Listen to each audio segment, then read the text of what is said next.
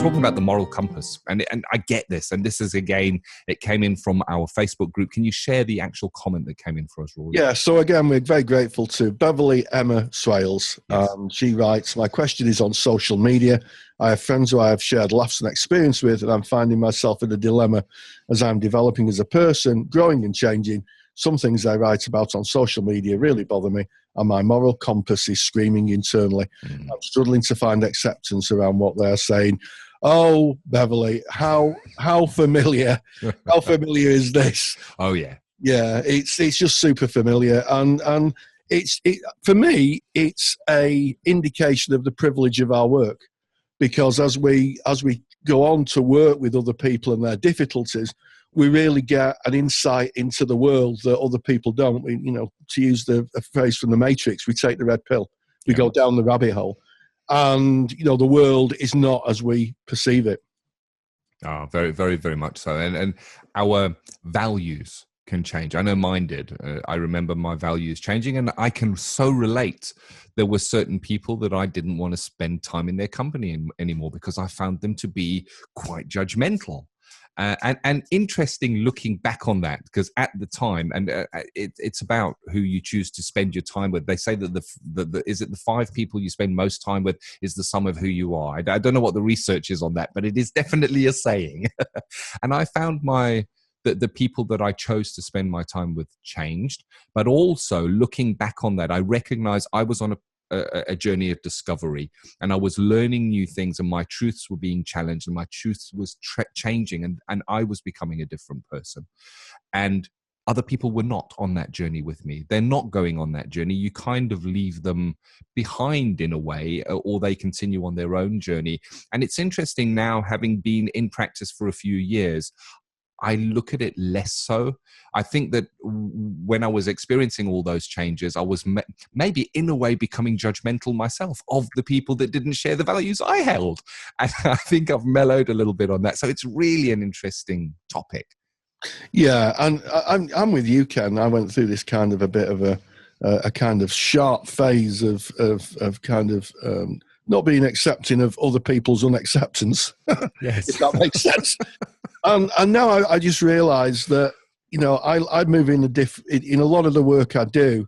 I move in different ways. The stories I've heard through the years from students, from clients, has made me realise that the world is not as a lot of people see it. And also I've become more accepting around a lot of people's prejudices are generated through fear. Oh, yeah. And the unknown. So, if I hear that someone's really kind of prejudiced, my first reaction is, I wonder where the fear is. Yeah. I wonder where the fear is. And that, and sometimes if I'm not often in someone's company, I have to say, who's like that. But sometimes if you listen long enough to the narrative, they'll realize there's some kind of fear. And usually the fear is about not knowing, just not knowing about someone. And when someone shares who they are, it's like, oh, I never knew that, and I never knew that either. Yeah. Yeah. So very, very much so. And I can relate with the not knowing is the one side. So you have a lack of information on something. So you maybe fill that information lack in with stories you've heard, or things that may have been told to you by parents, and you make an impression and a truth based on other people's ideas rather than meeting someone and seeing how that is in the real. And another thing that can come up there is that we have something to protect, that we're protecting something, whatever that may be, and in our own self-protection we kind of become closed. And I'm saying this, I'm busy making my way through a television program called I'm a Celebrity, Get Me Out of Here. It plays in the UK, it goes out on ITV, and they basically take some celebrities, they put them in a jungle and they put cameras on them, so they get to live their life. But you do get to watch behaviors play out and how divisions in the tribe occur, and you can see, having some kind of understanding of the human condition, how people are reacting negatively to other people out of their own fears and insecurities. And it's really interesting to watch that play out. Absolutely, and yeah, I was reading The Merchant of Venice the other day, or a little passage of it, and there's The Merchant of Venice is a Shakespeare play, and the narrative of it, the morality, because they're all morality tales, is of anti-Semitism, and there's a famous quote in there that says, tickle me, do I not laugh? Prick me, do I not bleed? Poison me, do I not die? In other words, they were saying that everybody is human, and they experience the same human things. It's a great tale. But yes, well, I mean, and also congratulations, Beverly. If your moral compass is shifting, that means that something personally is happening for you. That's personal growth. There's no other way of describing that. And maybe it's something to own and just say, well, this is who I am now. I'm not the person yesterday, which is a good thing. It shows movement, personal growth.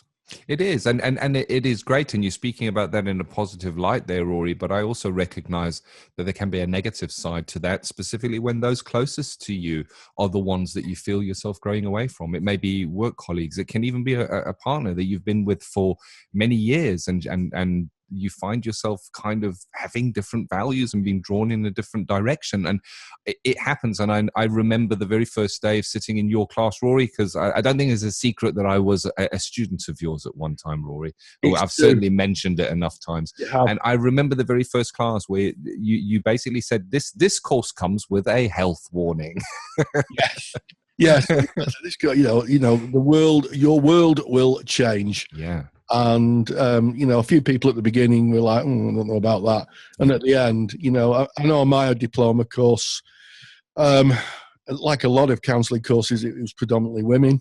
And I would think 50% left their partners at the end. Yeah.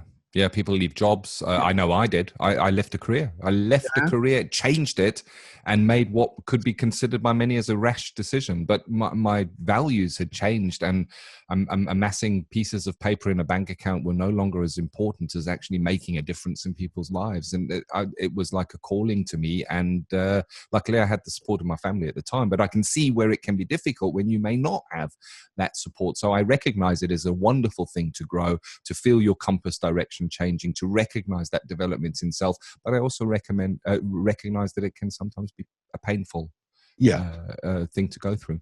Absolutely. I'm going to share anyone listening who is one of my students will be going, he's at it again. I'm going to share our former students. I'm going to share a quote from the late Maya Angelou. She said, "Without courage, you cannot practice any other virtue with consistency." Love it. And I think that sometimes it takes enormous courage to say, actually, I'm not laughing at that racist or sexist joke. Yes. I'm not going to be going. It takes a lot of courage, but that courage then kind of filters through into who you are. And I don't think I could put it too strongly. All counsellors are courageous people because they're going out to work with people in great difficulty. Sometimes very underrated, the courage side of the work, but I think a lot of therapists are very courageous. I agree with you. And that they're saying that not laughing with the group, that's really swimming against the tide. And you quoted Maya Angelou. I'm going to bring out Mahatma Gandhi here, and I'm going to say, be the change that you wish to see in the world. And that does take courage. It takes courage to go against the grain, to not laugh with the boys in the crowd. I'm using that as a saying because it comes from a Pink Floyd song. And as we come to the end of this really interesting topic, think about it some more, discuss it. It's a timeless topic. It will come up again and again on the podcast, on our blog. Get into our Facebook group and have a chat about that. If you're a member of our forum, either the Counsellors Cafe or the Counselling Study Resource Forum, go and have a chat about that in there as well. And I just can't help but notice as we come to the end of episode 63, Rory, that you were quoting The Merchant of Venice, and I was talking about watching I'm a Celebrity, Get Me Out of Here on telly, and I think that's why you're our academic director.